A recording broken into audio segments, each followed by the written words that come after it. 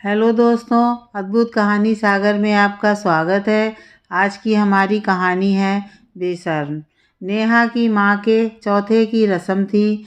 मेहमान भी अभी गए नहीं थे कि उसकी भाभी प्रिसा उसके पास आई और बोली, दीदी एक बात बताओ, आपके भाई हर महीने माँ को इतना पैसा भेजते थे, क्या करती थी वो इतने पैसों का? थी तो अकेली जान, कितना खर्चा होता होगा।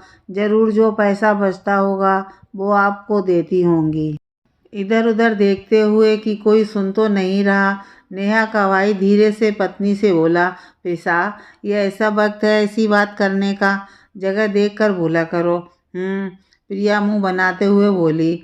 भाभी की बात सुनकर नेहा का दिल किया कि अभी इसकी बातों का जवाब दे दे, पर एक तो बड़ी थी, दूसरा रिश्तेदारी का लिहाज करते हुए उसने प्रिसा को बस इतना ही कहा, फ्री हो जाऊं फिर तुम्हारे हर सवाल का जवाब दूंगी, चिंता मत करो। एक तो माँ के जाने से नेहा पहले ही दुखी थी, दूसरा भाभी की सख्त बड़ी बातों ने उसे अंदर तक तोड़ कर रख दिया।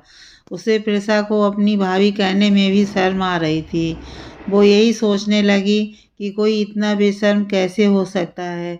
एक तो सास को अपने पास नहीं रखा, उसे दर दर की ठोकरें खाने के लिए छोड़ दिया, उस पर पैसे का हिसाब मांग रही है। नेहा कुछ पल के लिए अतीत में खो गई। नेहा अपने छोटे भाई रोहन से बहुत प्यार करती थी। उसकी शादी पर वो बहुत खुश थी, खूब मस्ती की थी उसने शादी में। प्रिसा शादी के कुछ दिन बाद भाई के साथ ही चली गई थी, क्योंकि भाई दूसरे शहर में नौकरी करता था। प्रिसा के आने से नेहा के माता पिता बहुत खुश थे कि चलो अब उनके बेटे को घर का खाना भी मिलेगा और कंपनी भी। प्रिसा अब जब भी ससुराल आती तो बस रोहन के साथ वहीं 6-7 दिन के लिए। नेहा भी उसी शहर में रहती थी तो वो भी भाई भाभी के साथ रहने आ जाती थी। प्रिसा मीठी मीठी बातें करती और थोड़ा बहुत काम में हाथ बटाती। नेहा के माता पिता बहू के व्यवहार से बहुत खुश। वो सबसे यही कहते कि उन्हें बहुत सेवा करने वाली बहू मिली है। सब कुछ ठीक चल रहा था। कभी नेहा के माता पिता रोहन के पास रहने जाते तो प्रिसा उनकी बहुत खातिरदारी करती, क्योंकि उसे पता था कि ये लोग 15-20 दिन रहकर अपने घर चले जाएंगे। प्रिसा का जब बेटा हुआ तो नेहा की माँ ने उसे अपने पास बुला लिया था और उसकी जो सेवा उनसे बनी वो उन्होंने की। पर कहते हैं ना, समय एक जैसा नहीं रहता। एक दिन नेहा के पिता हृदय गति रुक जाने से इस दुनिया को छोड़कर चले गए। पूरा परिवार शोक में डूब गया। पिता की मौत के बाद रोहन ने माँ को अपने साथ चलने को कहा, पर वो अपना घर छोड़ने को राजी नहीं हुई। प्रिसा रोहन से बोली, मम्मी जी का अभी जहाँ मन है इन्हें वहीं रहने दो, फिर अगर इनका मन किया तो हम इन्हें ले जाएंगे अपने साथ। नेहा की माँ ने कुछ साल जैसे तैसे अकेले निकाल लिए, पर अब उनका भी स्वास्थ्य धीरे धीरे खराब रहने लगा। उन्हें भी हर समय किसी के साथ की ज़रूरत पड़ने लगी। वैसे तो नेहा उसी शहर में रहती थी और जब तब माँ से मिलने आ जाती थी, पर उसका भी अपना परिवार था, अपनी जिम्मेदारियाँ थीं। वो ज़्यादा समय माँ को नहीं दे पाती थी। वैसे उसके पति और ससुराल वाले बहुत अच्छे थे, कभी उसको माँ की मदद करने से उन्होंने नहीं रोका। कभी कभी माँ की तबीयत ज़्यादा बिगड़ जाती तो वो उसे अपने घर ले आती थी। एक बार नेहा की माँ की तबीयत बहुत ज़्यादा बिगड़ गई तो उसने रोहन को फ़ोन करके बुलाया। रोहन तुरंत आ गया और जैसे ही माँ की तबीयत में सुधार हुआ तो उसे अपने साथ चलने को कहा। नेहा की माँ ने भी ये सोचकर कि बेटे के होते हुए वो क्यों बेटी पर बोझ बनी रहे, आखिर उसका भी अपना परिवार है, बेटे के साथ जाने के लिए हाँ कर दी। सास हमेशा के लिए साथ रहने आ गई तो प्रिसा का असली चेहरा सामने आ गया। कुछ दिनों तक तो उसने सास की सेवा की, फिर अपनी औकात पर उतर आई। हमेशा मम्मी जी कहने वाली प्रिसा अब तुम्हारी माँ कहने लगी। रोहन को हर बात पर हर समय यही ताना देती रहती, तुम्हारी माँ की सेवा करूं या अपने बच्चे की। कभी कहती मैं दिन भर काम में लगी रहती हूँ और तुम्हारी माँ बीमारी का बहाना करके लेटी रहती है। इनसे कहो कि कुछ काम किया करें। रोहन उसे कभी प्यार से तो कभी डांट से समझाता कि माँ के लिए ऐसा ना बोला करे, आखिर वो उससे बड़ी हैं और इस समय उनका स्वास्थ्य भी ठीक नहीं है। पर प्रिसा के कानों पे तो जूं तक नहीं रेंगती। वो समझने की बजाय और कलेश करती, कभी कभी तो तलाक की धमकी भी देती। रोहन अपनी पत्नी के व्यवहार से बहुत दुखी था, पर माँ के सामने सामान्य बना रहता। ऑफिस से आकर खुद माँ के काम करता। ये भी प्रिसा को बर्दाश्त नहीं होता। वो रोहन को यही ताना मारती, माँ की चमचागिरी से फुर्सत मिल जाए तो थोड़ा हम लोगों की तरफ भी देख लिया करो। रोहन भी भड़क उठता, प्रिसा थोड़ी शर्म किया करो, माता पिता की सेवा करना चमचागिरी नहीं होती। तुम लोगों के साथ रात भर और छुट्टी वाला सारा दिन बिताता हूँ। तुम्हें सारे नौकर चाकर सुख सुविधा दे रखी है, और क्या चाहती हो तुम? मैं बस ये चाहती हूँ कि इस मुसीबत को इस घर से छोड़ आओ। इसने मेरा जीना हराम कर रखा है। रोज़ रोज़ घर में झगड़ा कलेश देख और अपने को मुसीबत समझ नेहा की माँ दुखी रहने लगी।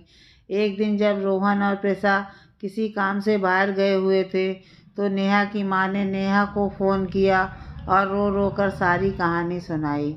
नेहा ने माँ को आश्वासन दिया कि वो जल्दी से जल्दी आकर उन्हें वहाँ से ले जाएगी।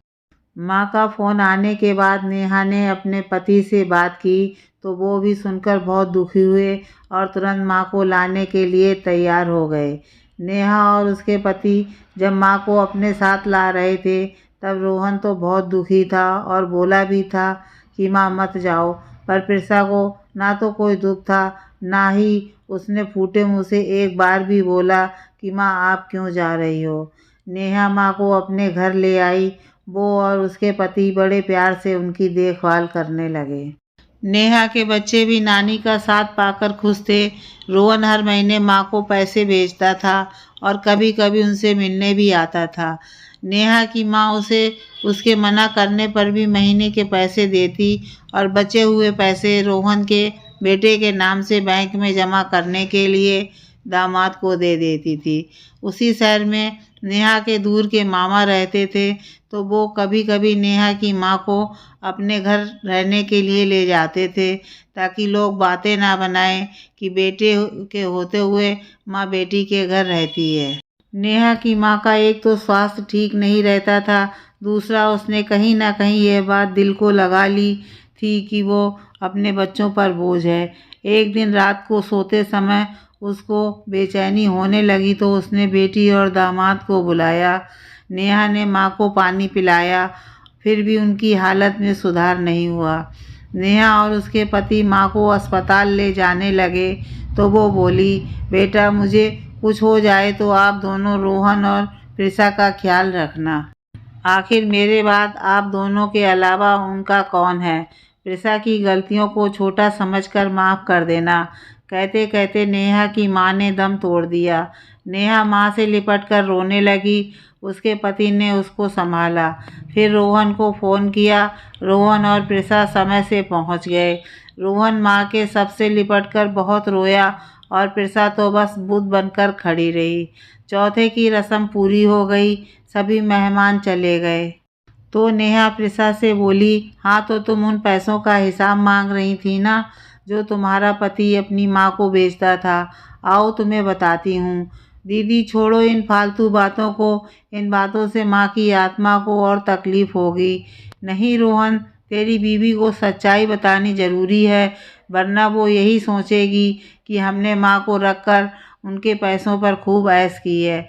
नेहा अपने कमरे में गई और एक पेपर लेकर आई, फिर प्रिसा से बोली, हाँ माँ मुझे पैसे देती थी, मगर बैंक में जमा करने के लिए। क्या मतलब? प्रिसा आश्चर्य से बोली, क्योंकि उन्होंने अपने पोते के नाम एफडी करवाई थी। ये लो संभालो अपनी अमानत, कहकर नेहा ने प्रिसा को एक एफडी वाला पेपर थमाया। प्रिसा की नज़रें शर्म से झुक गईं। रोहन रोते हुए बोला, दीदी इन पर सिर्फ आपका और जीजू का हक है। आप मुझे और दुखी मत करो, मैं पहले ही बहुत शर्मिंदा हूँ। अपनी माँ की सेवा तक नहीं कर पाया। रोहन तू क्यों शर्मिंदा है? शर्म तो तेरी पत्नी को आनी चाहिए। इसने उस सास का अपमान किया जो बेचारी मरते समय भी इसके भले की ही बात कह रही थी। हाँ रोहन, माँ ने आखिरी समय यही बोला था कि उनके जाने के बाद हम तुम दोनों का ख्याल रखें और प्रिसा की गलतियों को छोटा समझकर माफ़ कर दें।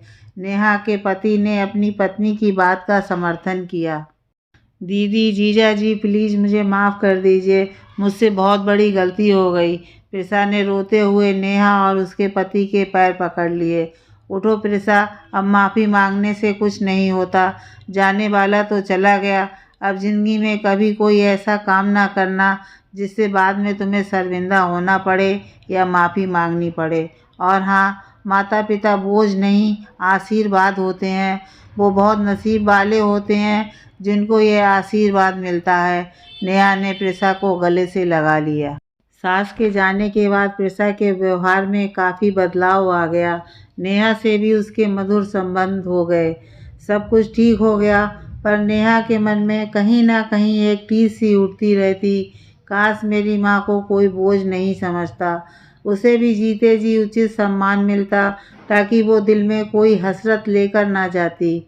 हमें अपने माता पिता का उचित सम्मान करना चाहिए, ताकि भविष्य में हमारे बच्चे भी हमें वैसा ही सम्मान दे सकें।